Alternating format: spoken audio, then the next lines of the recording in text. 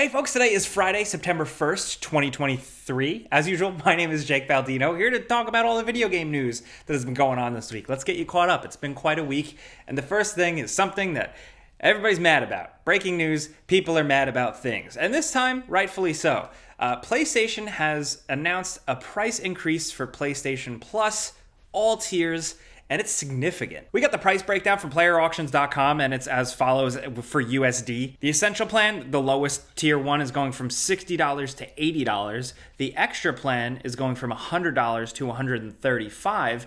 And the Premium plan, the one where you get everything, all the streaming access, all the goodies, that is jumping a whopping $120 to $160 a year. So it seems like the video game world is not immune to price increases. I mean, we've talked in the past about Xbox services and Xbox Game Pass price increases. Netflix, of course, is notorious for raising prices, and now it comes around to PlayStation. When you think about that 12-month subscription, though, specifically with Premium and how much it costs you, it's like, damn. The price apparently doesn't kick in until your next renewal date after November at any point, so there's that, but still, it seems like universally people are not happy about this change and are still kind of looking into and questioning whether or not PlayStation Plus and those specific tiers are really worth it or not. When we first evaluated the whole new rollout of PlayStation Plus back like, what was that, a year or so ago, we weren't super about it. I haven't really checked out or revisited it too much since because I'm too busy just playing every single freaking major game that releases. But yeah, that was the thing that happened. Also, as a follow-up from last week, we talked about the official look and info for the PlayStation Portal. This is the PS5 dedicated handheld device for you to stream your PS5 to this device.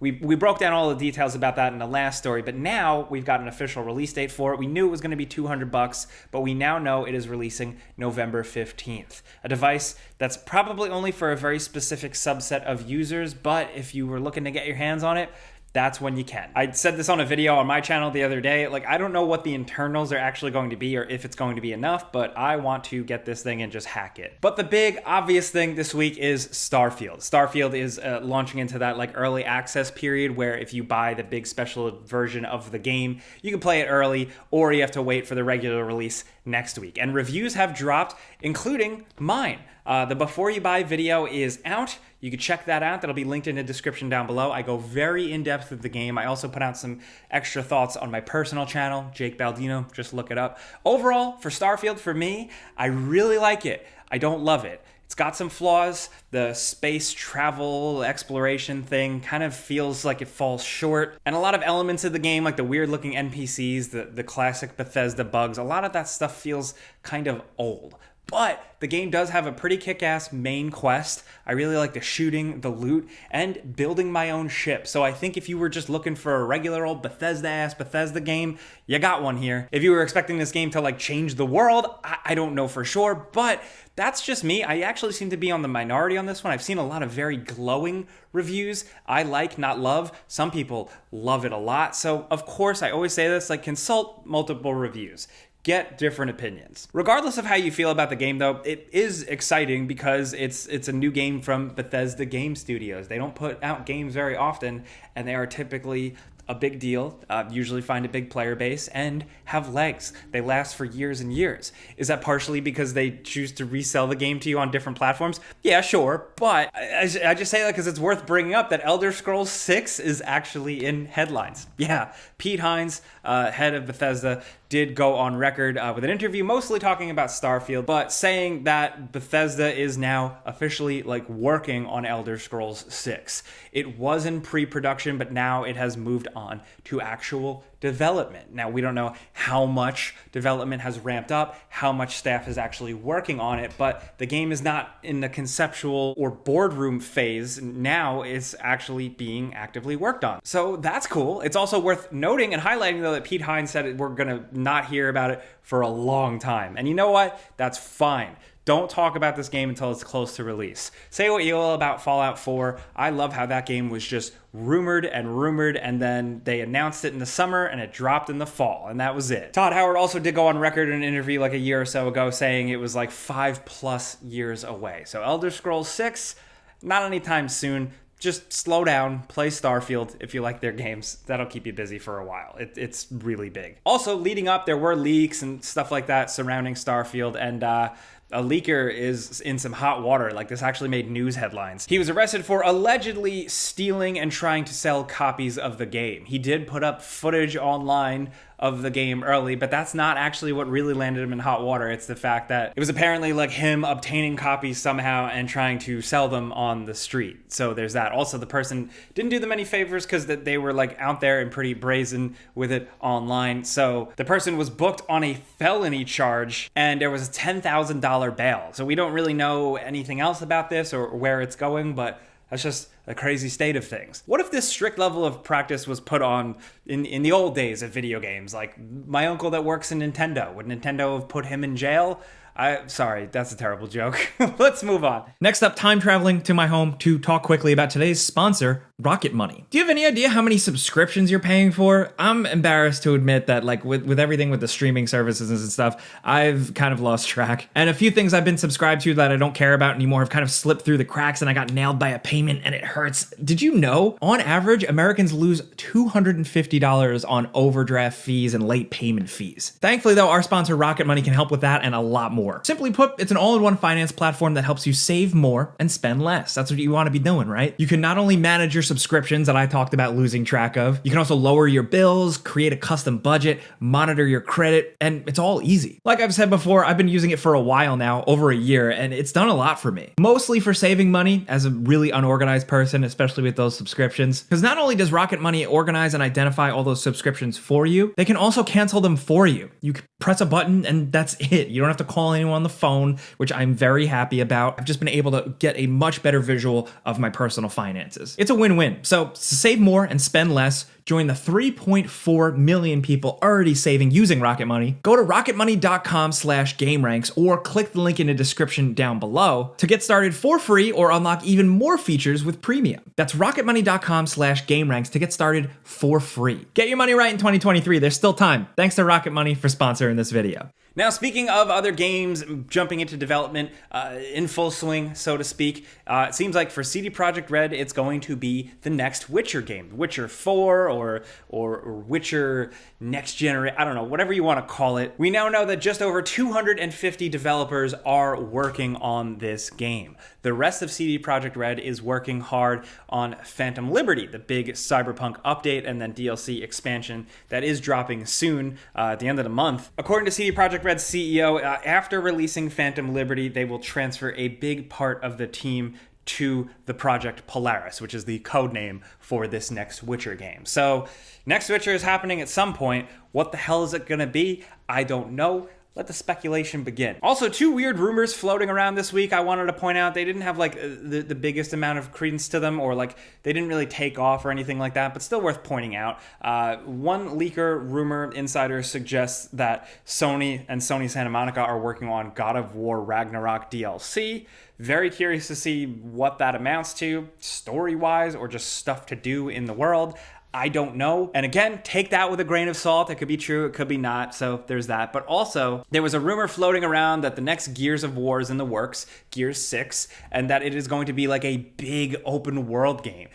With this leaker insider, who I will link in the description down below, it said specifically that like the little open areas of Gears 5 are kind of like a precursor to that.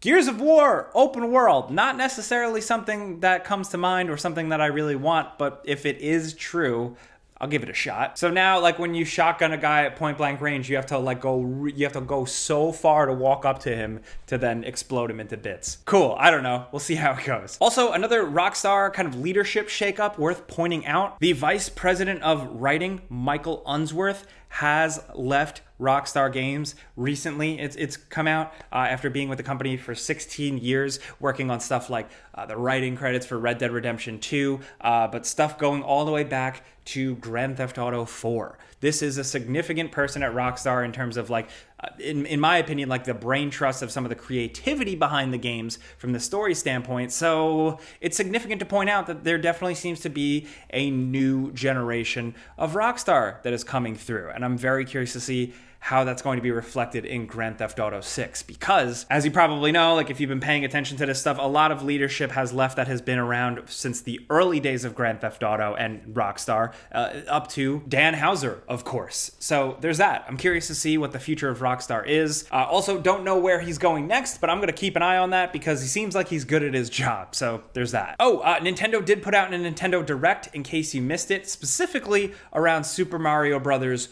Wonder. They confirmed and just showed off a lot more gameplay, all the weird quirks to it all. Very nice to see. Also, that like big elephant fat Mario can ride on a little Yoshi, which is cool. But with this gameplay breakdown deep dive, they didn't do like a thing I thought they were going to do, which was like acknowledge the Charles Martinet thing. You know, that announcement that we talked about last week where the voice of Mario is moving on. They said that they would put out a video at some point with him and Shigeru Miyamoto. I thought it would be during this Nintendo Direct presentation.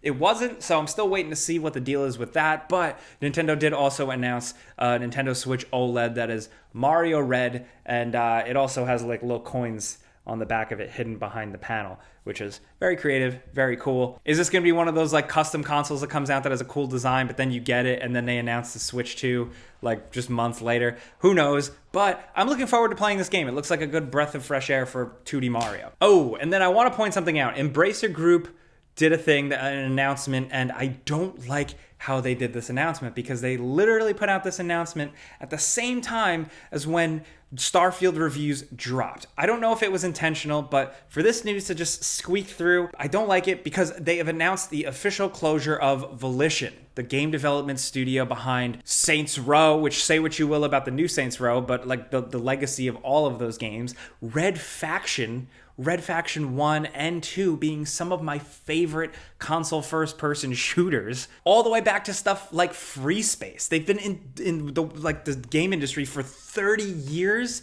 They're like a Midwest studio. It was cool. They were unique, and unfortunately now they're officially closed. Now, we knew after Saints Row had some issues, the newest one, they did get rolled into kind of supporting Embracer Group as like a restructuring thing. But now this newest update is that it is completely shut down. Volition is no more, and they are finding new roles and helping other people in those studios land on their feet. So a really, really long and good legacy from a game development studio. I am very thankful for the work that all those people put in. I love those games, but it's just worth highlighting that nothing lasts forever, and the game industry is ever changing. The tides are always moving, if you will. But again, all you can do is look back and be thankful for some damn good video games. So that's how I'm looking at it. I'm not trying to end on a negative note, but that's the news of this week. We got to go back to work. We're making a ton of Starfield videos, so keep your eyes peeled if you're looking for stuff like tips, cool locations, secrets, and stuff like that. And again, be sure to check out the Before You Buy video I did. It's kind of long. I don't usually do Before You Buy videos that long, but there was a lot of stuff to talk about. So check that out. And let me know what you think about all the news going on this week. The PlayStation Plus price increases. Are you pissed? You still sticking around? Is there value for you? Or are you out? Let's talk about that. Let's talk about Xbox and Starfield, what you want from the next Witcher and the next Elder Scrolls. Screw it. Also, what's your favorite Volition game? They've been working on games for so long. So let me know your favorite Volition memory if you have one. For me, I think it's really Red Faction 2. I know that's like the black sheep of the Red Faction, but I really liked it. It was crazy. You know, you just had to be there. I was young. But anyway, I've been talking for too long. So that's the news to get you caught up this week. Thank you for being here. All I ask from you is have a great weekend. Be safe. If you're doing like a long holiday weekend, enjoy it. But that's it, guys. I'm Jake Baldino. Thank you very much for watching. Pizza's on me.